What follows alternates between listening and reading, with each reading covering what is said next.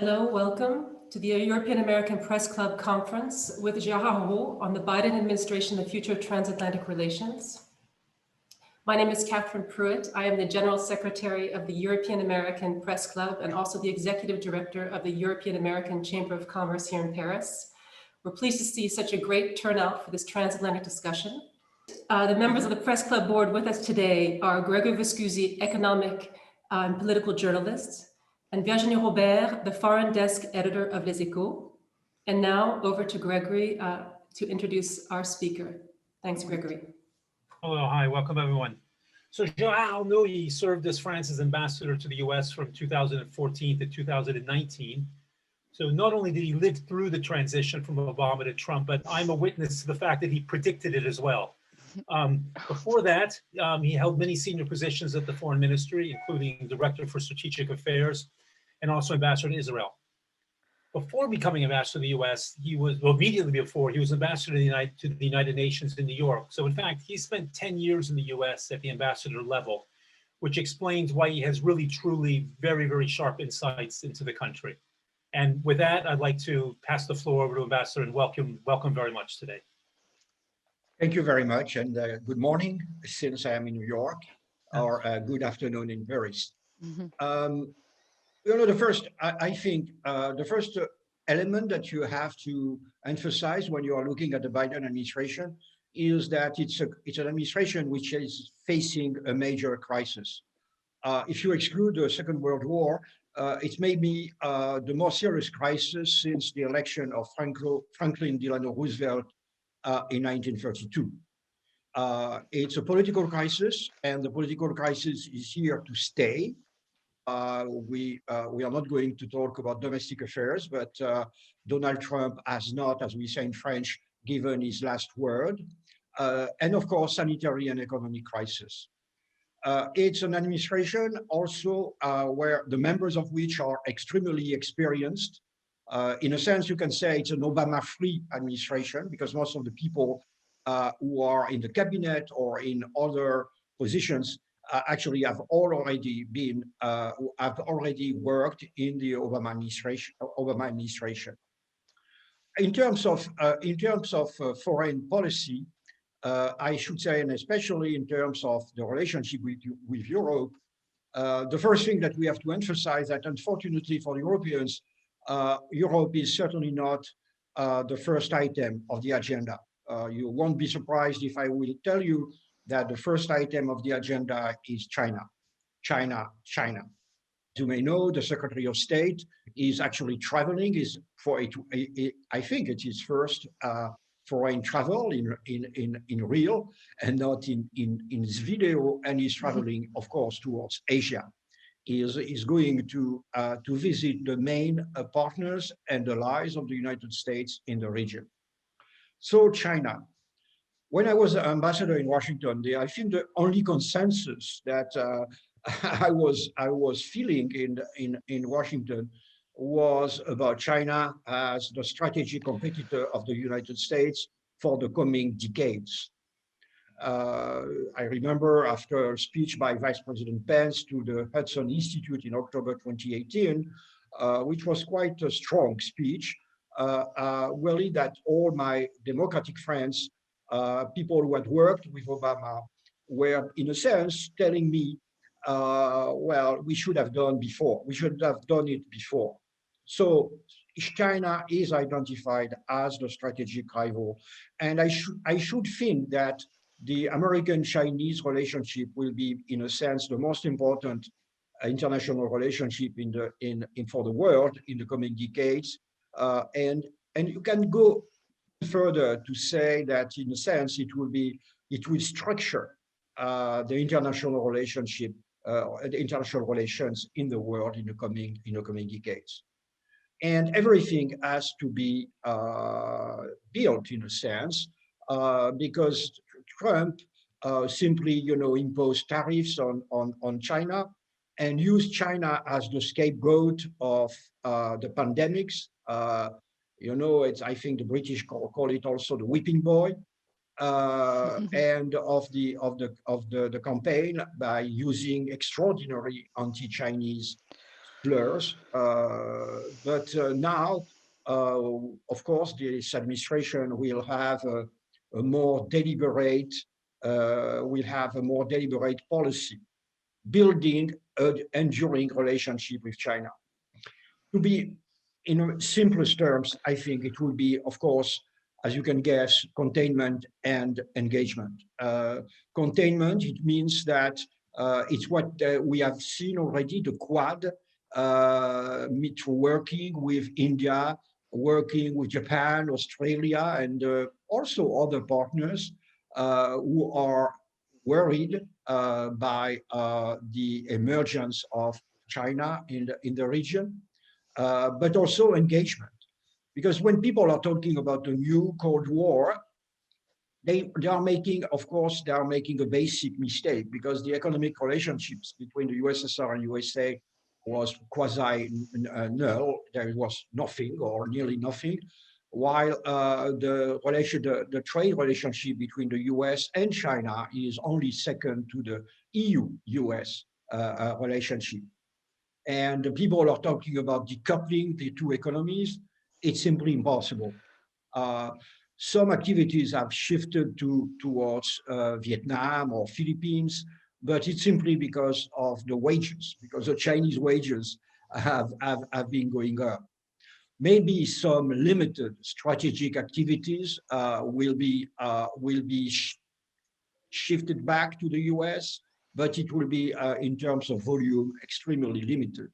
Don't forget that Apple is, for instance, 70% of the Apple products are produced, are made in China, and it's not going to change overnight. So it will be an extremely complicated relationship to build. And when I say to build, if you allow me as a diplomat, it means if you have to find, I should say, a common language. You have to find the fact, you have to have two partners and rivals and competitors who don't want to become enemies, and they have to know the red lines of each other.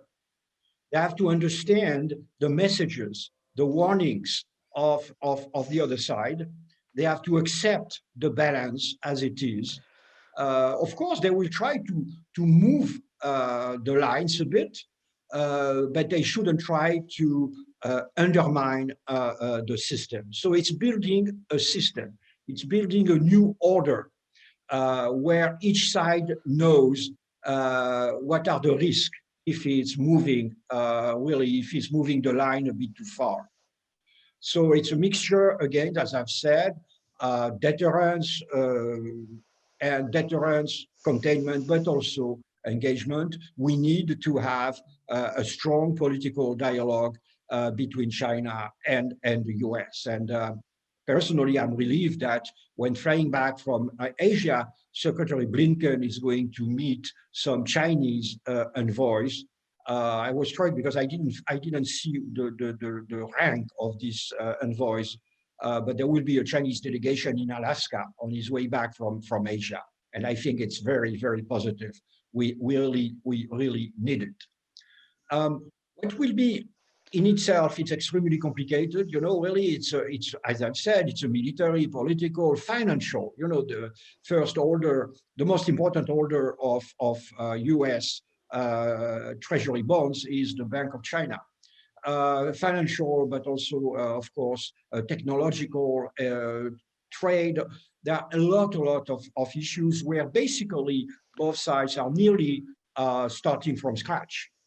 And so it's in a sense, it's reassuring that we have this administration in Washington. At the same time, what will make the things more complicated for the Democrats is, of course, the human rights situation in China. And China is not going to change it. Let's be frank. China has gone so far in terms of what they have been doing in the Xinjiang and in Hong Kong that they are not going to change their policy. And on the Democratic side, on the American side, it will be very complicated and very difficult to ignore the issue. At the same time, and here you are going to see the the cynicism of the French diplomat. Usually democratic administrations after 6, 12 months are not forgetting human rights issues, but are putting them a bit on the back burner by comparing their importance to the other issues. And what is at stake is so important in terms of economy, but also world peace, that I do think that the two countries should be able to find the right balance. But let's expect bumps on the road. Let's expect incidents, misunderstanding. You know, there is, I think, a footnote at the end of this chapter. Um, let's not overestimate China. You know, I'm really struck by the way a lot of people describe China as a sort of a giant, you know, moving towards domination of the world without committing any mistake and without bumping into any obstacle. China is a human country. China is committing mistakes, and China is facing a lot of problems, especially domestic problems, demographic, nuclear explosion, you know, really, the death of the public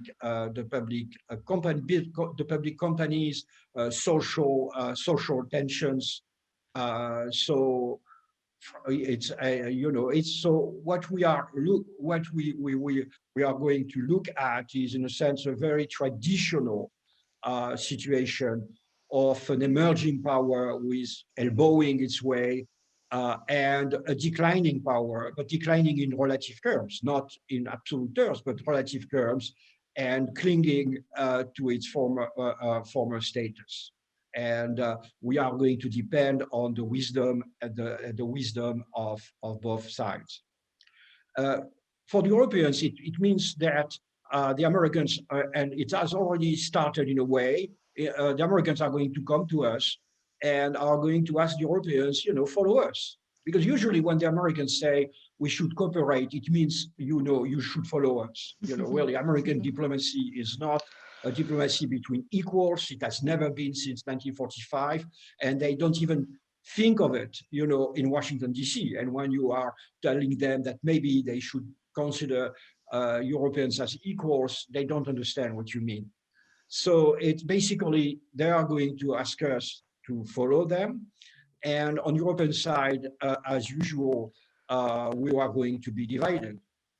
The wisdom for the Europeans will be to have a European policy, which means that on some issues, of course, our interests, American and European interests, are overlapping. And I'm thinking in terms, for instance, of everything which is regulation, multilateralism, the functioning of the World Trade Organization. Don't forget that the World Trade Organization was blocked because of the US, you know, because the US, and it started with Obama actually, and was dissatisfied by the way the dispute settlement body was working. So the EU has ideas about reforming the WTO, and the Biden administration apparently is sharing some of them. So it's obvious that you have also the issues of technology. But issue of technology, the 5G is an excellent example, you know, really, because there is an European technology. You know that we discovered that the Trump administration tried, I guess, to buy, I don't know if it's Nokia or Ericsson, to get the European technology on the 5G, but it means that we could have a cooperation between both sides of the Atlantic. So again, in the perfect world, in the perfect European world, and these days we are checking that we are not living in a perfect European world, we could think of a cooperation on some issues between the Europeans and the Americans, because of course we are sharing some common interest and a common vision. Management of the internet also, for instance, all the issues which are linked to the artificial intelligence, you know, really the ethics of artificial intelligence. On a lot of issues, Europeans and Americans are, I should say, natural, really they may cooperate in a very natural way. On the other issues, and that's where is the rub, our interests, our visions may be different. And and also between the 27 European countries, the visions may be different. So that's something which will be certainly be a topic of tension, dispute maybe between Europeans and Americans. You have seen that when the European Union signed the agreement of investment agreement with the European Union, that the National Security Advisor, Jake Sullivan, that I know very well, made a tweet which was very close to a criticism of the European decision, which really mean in particular, which includes in particular Germany. But but we can come back to that. But it's certain that one of the most important relationship will be also between Germany and the US, and it could be less easy than people are expecting. So China, and but the EU is, of course, is not on the center of this relationship. For the US, India, Japan will be much more important than the European, and will be in this situation, will be more or less in a stage on the a sideshow, will be a sideshow. Unavoidably, NATO has been looking for a raison d'etre since the collapse of the communist world in 1991. Will say, oh, and me, I'm sure the Secretary General of NATO will say, oh, NATO is totally critical to the defense of the free Christian world against China. But frankly, it won't be very far, considering the means, the remit, and the mandate of NATO. As for Europe itself, again, it's not Russia which is going to put Europe at the top of the agenda. I think on the American side, especially this team, which is, as I told you, an Obama team, in a sense, there is the general feeling that nothing is possible with Putin, basically. You remember what happened under Obama, the reset, which was launched in 2009 by the Obama administration, and the general feeling of disappointment and more than disappointment with China policy, with the Russian policy in Crimea, Ukraine, and Syria, and eventually the Russian interference in the election of 2016 and 2020. So in this situation, and I always remind people also the two quotations by Obama, saying first, Russia is a regional power, and the second one saying Russia is waging 19th century wars with 20th century weapons in the 21st century. So there is a feeling in the US that, frankly, Russia, in a sense, compared to the American base really interest, is a bit a subsidiary, is a bit a secondary theater. So let's expect the Americans reaffirming their commitments to the Article 5 of the NATO treaty, compared to what Trump was doing, but not really more. And so when you read what President Biden has said yesterday, saying that Putin is a killer, I think it means simply the signal saying, really, our policy towards Russia will be benign neglect, defiance, really, and I should say, and deterrence.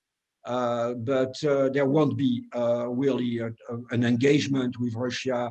Really, this administration, really considers that there is nothing to do with this country, really. And but it means also, as I said, it won't be a priority. It's simply really let's forget it, and with the assassinations throughout Europe, with this really what I consider as the most stupid endeavor, Russian endeavor, interfering with American elections, how can you expect after that to have good relationship with the new administration? You have tried to have it defeated. It really doesn't make frankly, for me, doesn't make any sense. Only a colonel of the KGB could have thought in these terms. So Russia is going to pay it in this prospect.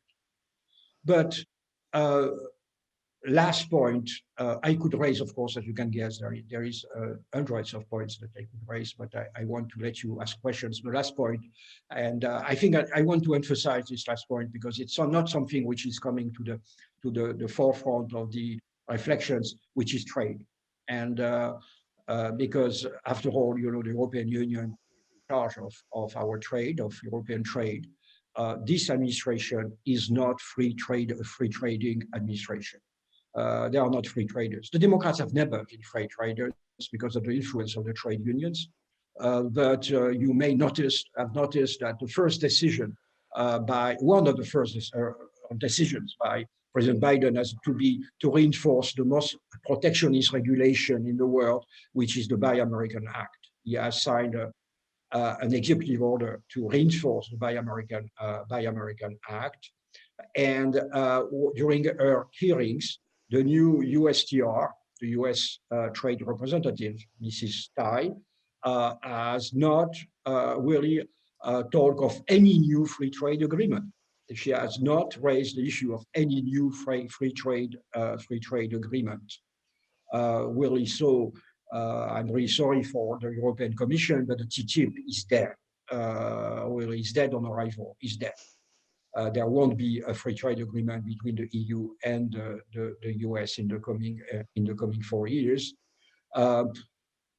The free traders, on the top of that, the free traders in the US were the Republicans, and and with Trump, actually they have shifted towards protectionism. So it means that the trade disputes that we have on the table won't be solved easily. Yes, it was positive coming from that there was a suspension of the sanctions linked to the Boeing Airbus dispute, but it will be only for a few months, and the dispute will have to be settled between both sides through negotiation. But let's not expect that the Americans are going to sacrifice the interest of Boeing. Especially because Boeing is going through dire difficulties these days. We have other issues, and you may have noticed that there was no question about lifting the sanctions. There are tariffs which has been imposed on steel and aluminum on the basis of national security interests for the Americans, and the Canadians and Europeans, especially Canadians, but also Europeans, have been victims of them. So that's and in the US, you know that on the Democratic side, you know there is the political momentum is towards the left, the Democratic left, and the Democratic left is especially protectionist. You have also all this, I should say, common wisdom saying that Trump has been elected in a sense by the backlash against globalization. And there is among the Democrats the idea that actually we the Democrats, we should gain or really get back, if I may say, the electors, the blue-collar electors, especially in the Midwestern states, who have gone to Trump because their industry has been devastated. The plant has been closed in the small town in Ohio or elsewhere, and that it has been closed because the jobs have gone to China. So there will be also this strong element of protectionism. We are at the end, obviously at the end of an era in economic terms. The neoliberal era is over. There is a backlash, which is not only the electors of Trump, but the Democratic left. There is also the idea that the inequalities, which have really reached the levels of 1910, which was the highest in the history of the US, are bad for the society, for the political balance of of the society. And you have the stimulus plan, which is really basically a sort of homage to John Maynard Keynes and not Milton Friedman. You have a return of Keynes, really. So there is also, and it will take some time to find. We are not going back to the 60s, 1960s. Obviously, the situation, but we are living obviously the Reagan, Thatcher, Blair, Clinton era. And this administration, even if this president is actually coming from this world, but Joe Biden is a bit the Jacques Chirac of American policy. He has been always at the center of the politics. So if the center is moving, he will move in the same direction. You have obviously a new political, I should say, a political horizon, political climate, which is appearing in the U.S. And it will include, of course, a new economic vision and social vision of the future of the U.S. And it will have consequences on the relationship between the U.S. and the rest of the world. Very last point. Of course, I should have started by that. Well, there was commonalities between Trump and Obama and Trump, and there will be the commonalities with Biden. The U.S., the fatigue of the U.S. towards external interventions. After the failures of Afghanistan and Iraq, the American people, out of Washington, D.C., out of the blob or the swamp, there is the fatigue of the Americans towards external intervention. The U.S. won't be anymore, if it has ever been, the policeman of the world. And that's, for the Europeans, is critical. The Americans are not going to send the GIs in Damascus, in Kiev, or in Benghazi. They will fulfill their obligation in the in the NATO treaty, but they won't take care of problems which are not essential for the US national interest, which means very clearly that American diplomacy will be more active than it was under Trump. There was no American diplomacy under Trump in Ukraine or maybe in Syria, but there won't be a sort of US push against Erdogan or US push against Bashar al-Assad. The environment of Europe is in flames, but the Americans are not going to be the five men. Thank you very much. And I know that it's not very coherent and there will be a lot of other things to say, but I will answer the questions. Thank you. Thank you very much, Mr. Ambassador. And it is very coherent, and we followed you very, very closely. My first question is on the image of the United States abroad. Do you think it's very important for the Biden administration to restore the American image and to bring some sense of ethics in its foreign policy? They mentioned it several times, he and Blinken, that they want a more moral, if possible, foreign policy.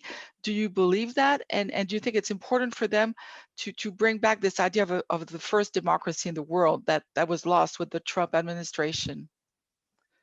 Well, to be frank, on all these issues, I think that every country needs a rhetoric, needs to cloak its ambitions and interest behind a nice rhetoric. And the US has always been very uncomfortable with realpolitik. So the US has always really needed to wave the flag of liberal order, democracy, human rights.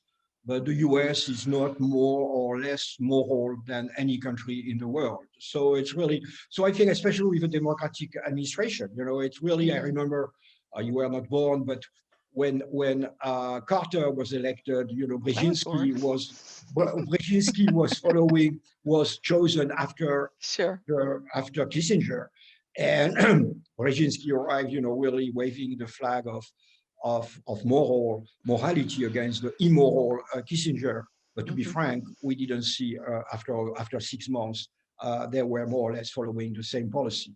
National interests don't change. And we are going to see it with China. And really, and again, and the image of the US, I never seen a foreign policy, a foreign leader really caring about the image of the US. They are caring about the power of the US and the will of the US to use this power. And But you don't think that the image of what happened at the Capitol has had some incredible resonance throughout the world and has somehow weakened a little bit the idea of people ahead of American democracy? You know, the problem is in foreign policy, I'm a realist, so maybe, you know, really, and you know, maybe, you know, the Russian spokesperson has used it but in a very, I should say, childish way, and the Chinese will say, but you know, it's when you are in a court, you know, you are using some arguments, but you know that these arguments are pure rhetoric. So again,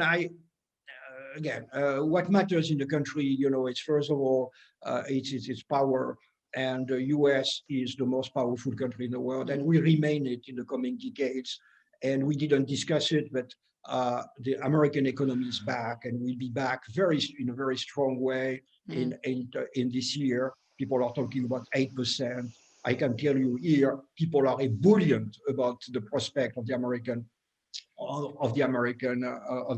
economy. And also the fact, don't forget that we need the US. A lot of countries, most of the countries consider that we need the US, not because we love the US, but because the US is an indispensable country in terms of the balance of power in the world. Look at India. You know, India has been a very anti-American country for decades, till India discovered with the emergence of China that actually it needed the US to balance China, you know, really. So I don't think that, frankly, Modi cares about what happened on the January 6th.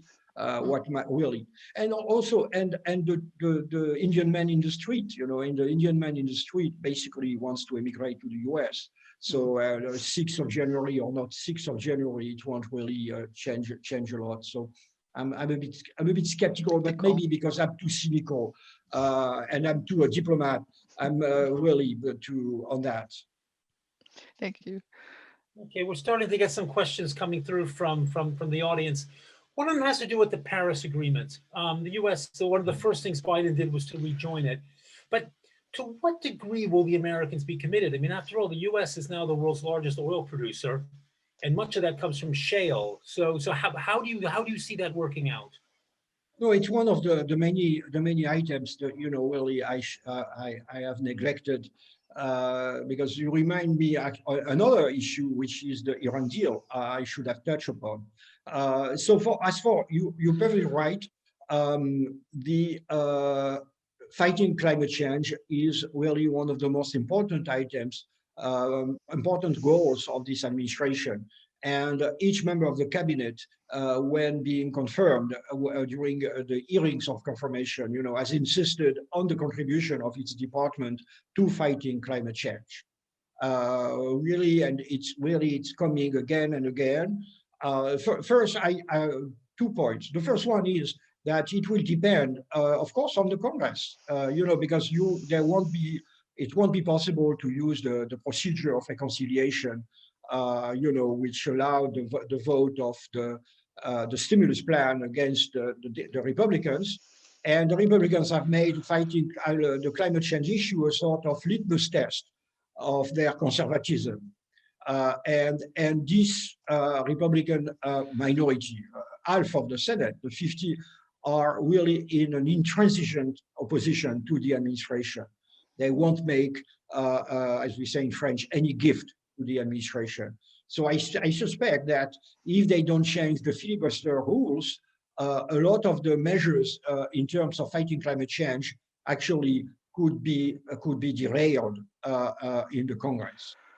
As for, you know, actually, I would use the shale gas as an argument in favor of the US, because thanks to the shale gas, the US has dramatically decreased, you know, in the last decades, its emission of CO2.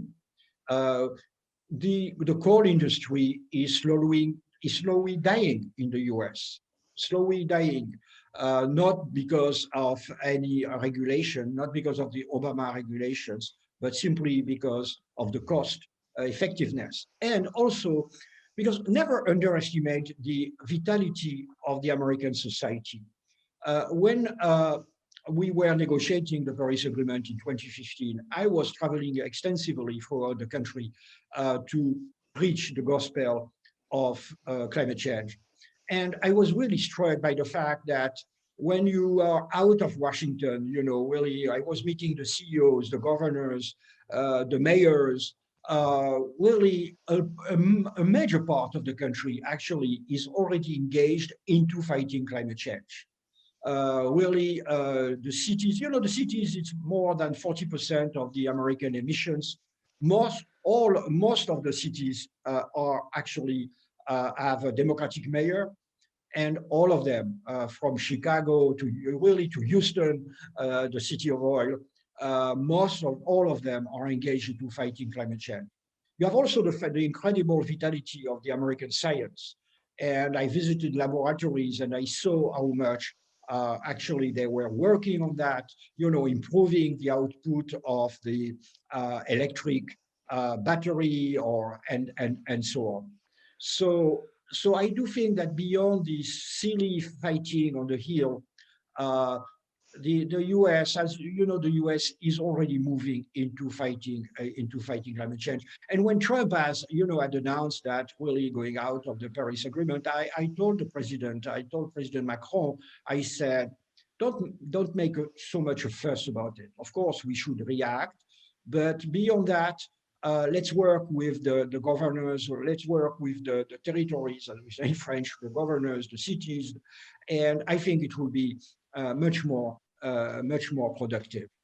But of course, we welcome what was important in the fact that the US is going back to the Paris Agreement. It's recreating a momentum on the international level. Everything was stalling. Really, nobody had officially gone back, but everything was stalling on the international scene. So it's good to give back, you know, a sort of a momentum. A momentum without the US is impossible. Obama had played a major role in the success of the 2015 by bringing on board the Chinese. And bringing on board the Chinese meant that he was bringing on board the Indians who couldn't be left behind, let's not forget. So that's a very positive element.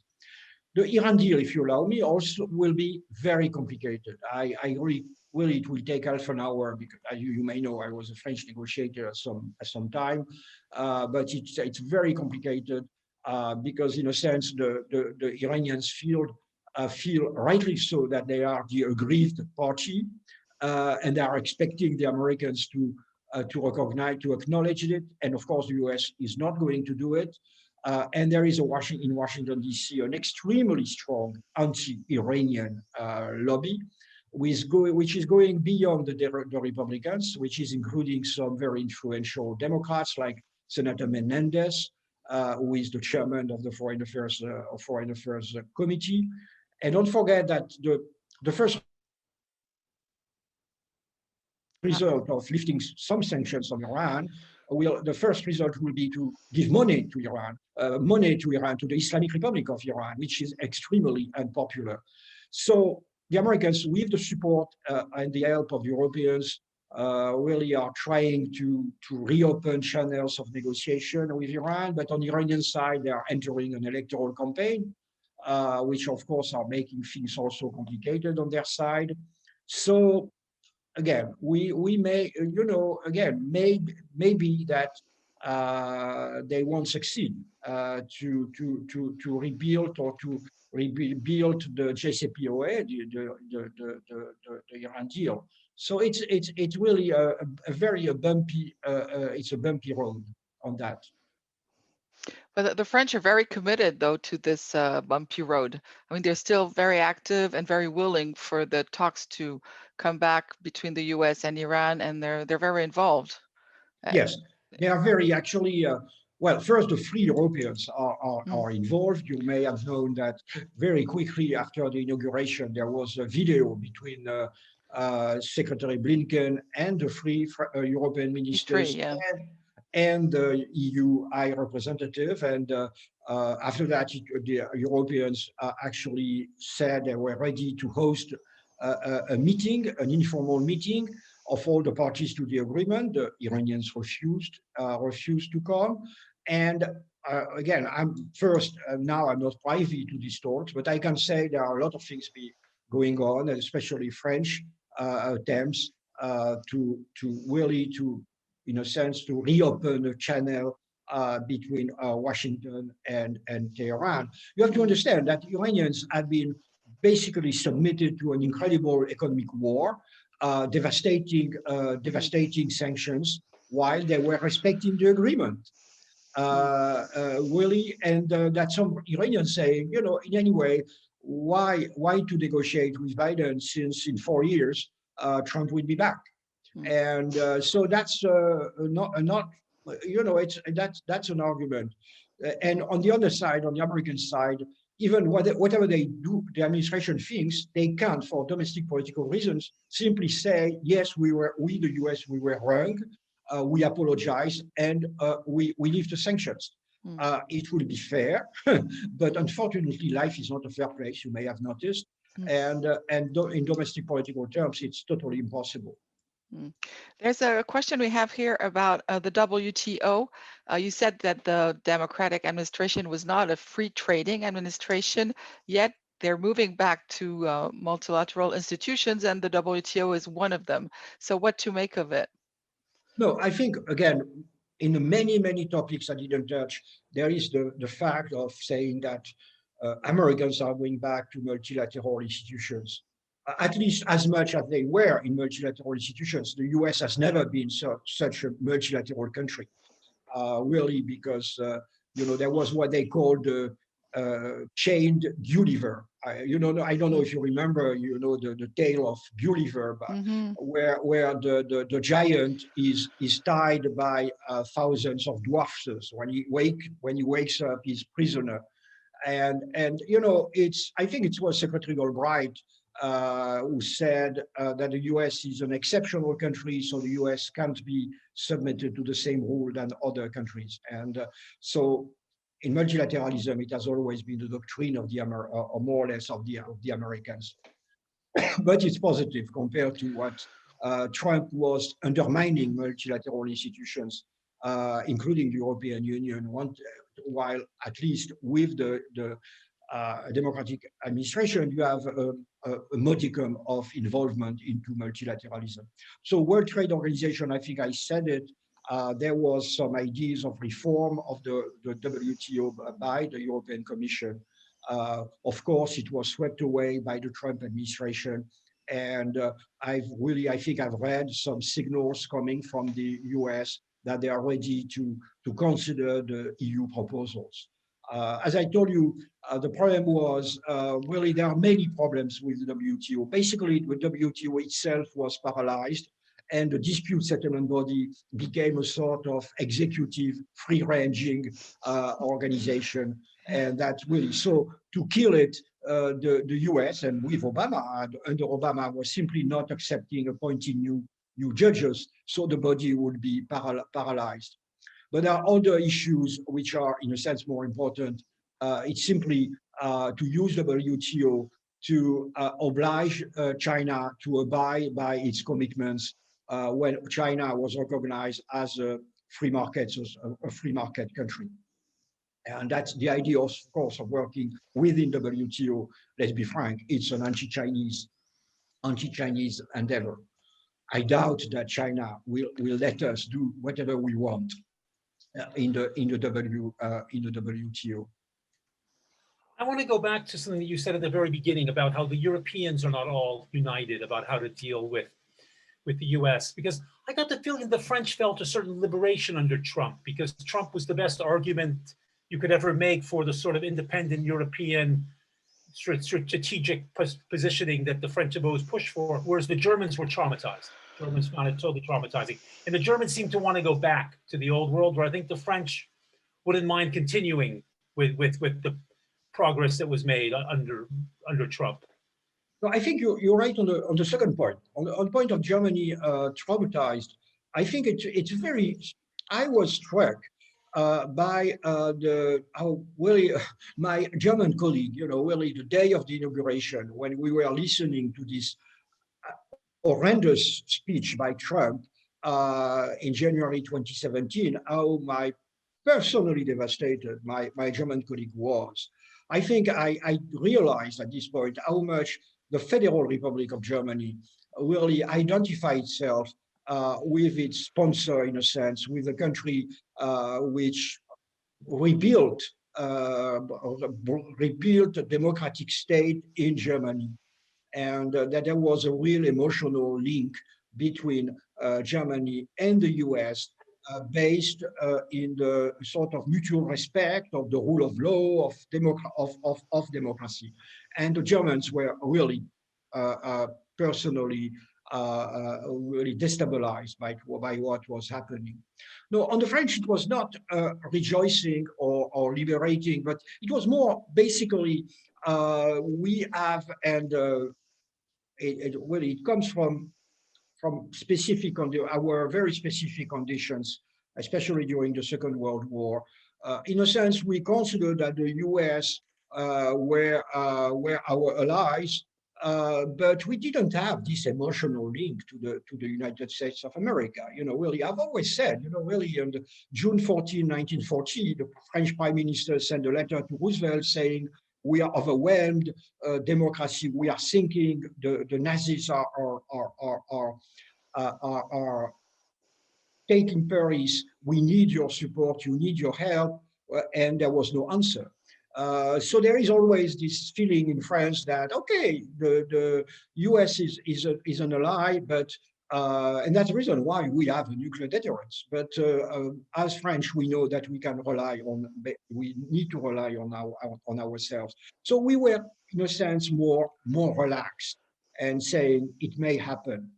And so it was not satisfaction, it was not gloating, it was, that's the world, you know, well, it may happen.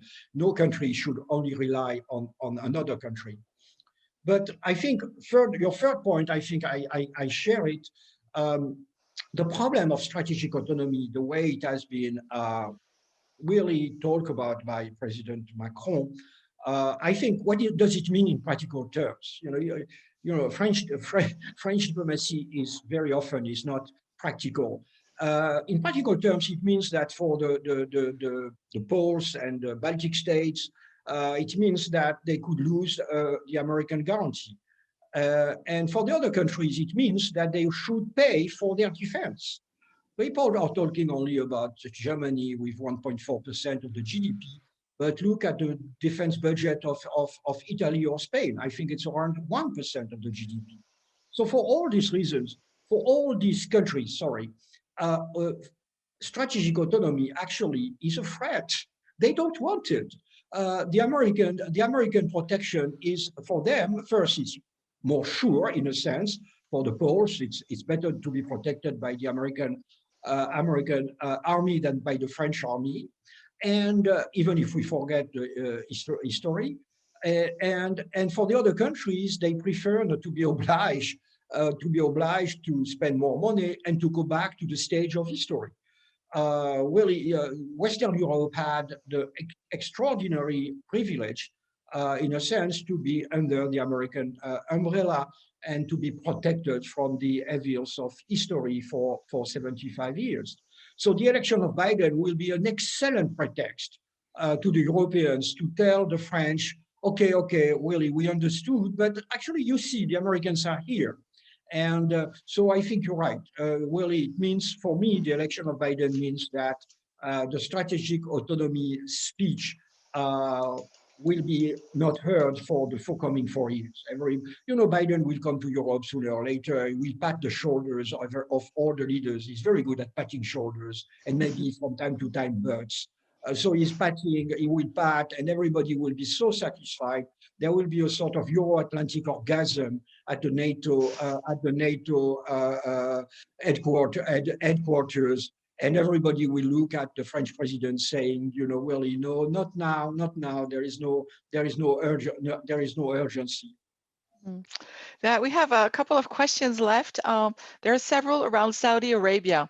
They'd like to know what you make of the new or not new relationship between this administration and Saudi Arabia, and also from all the agreements that were settled between Israel and a few Arabic countries lately. Is this going to change? Will it remain robust, or will it change the chemistry in the Middle East?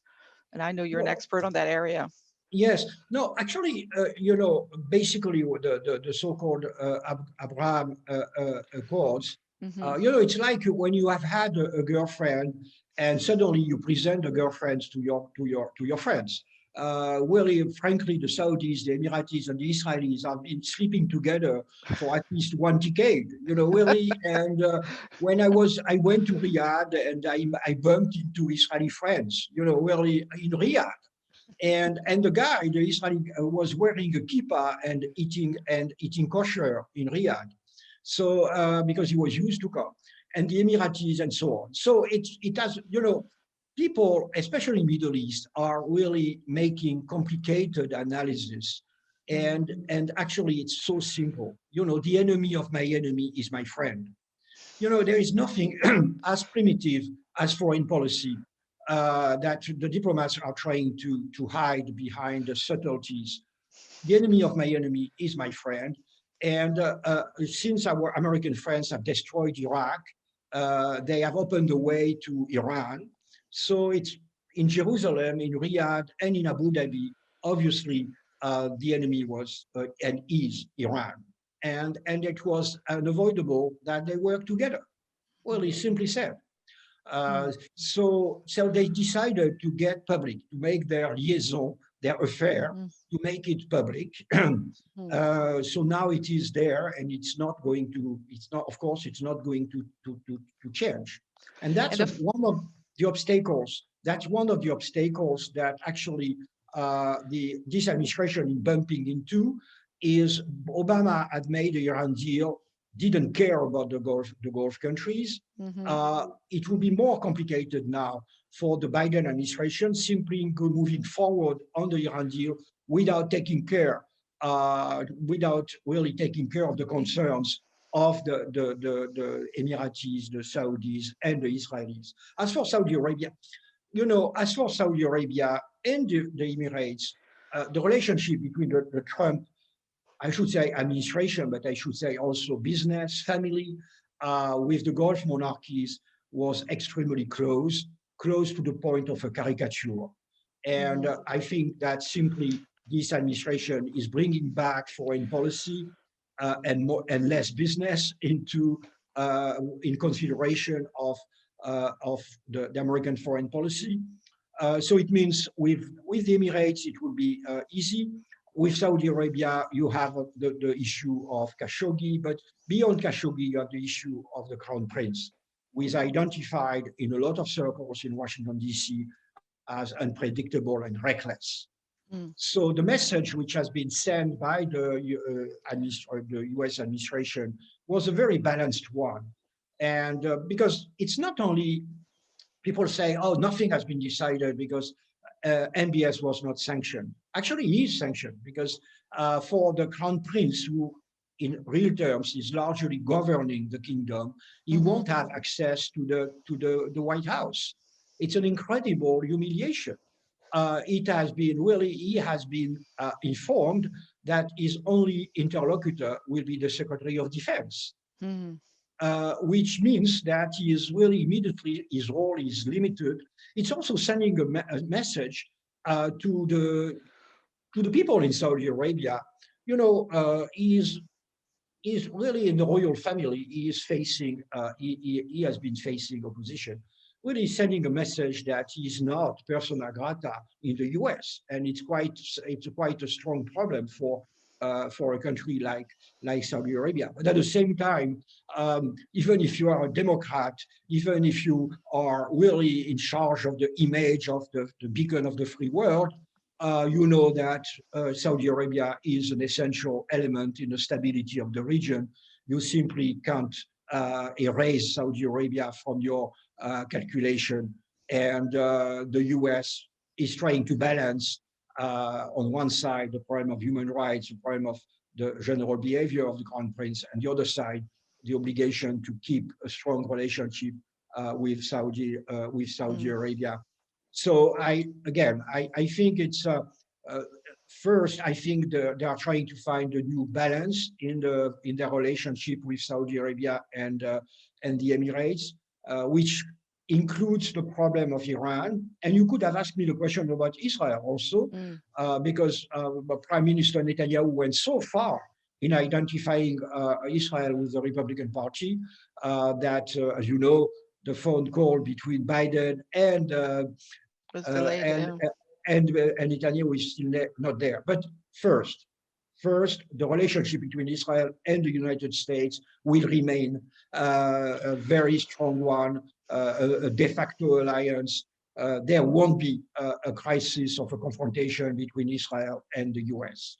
But Israel will not be allowed to annex the West Bank or any part of the West Bank. And eventually, let's not expect a major American initiative on the Israel-Palestinian issue. Israel-Palestine is the item 26th on the list of international problems of the world. It's not only the US. So I know that a lot of journalists, especially in France, are fascinated by this issue. But again, there is not a slight chance of success. And usually an administration is not committing suicide by engaging into an initiative which can't be successful.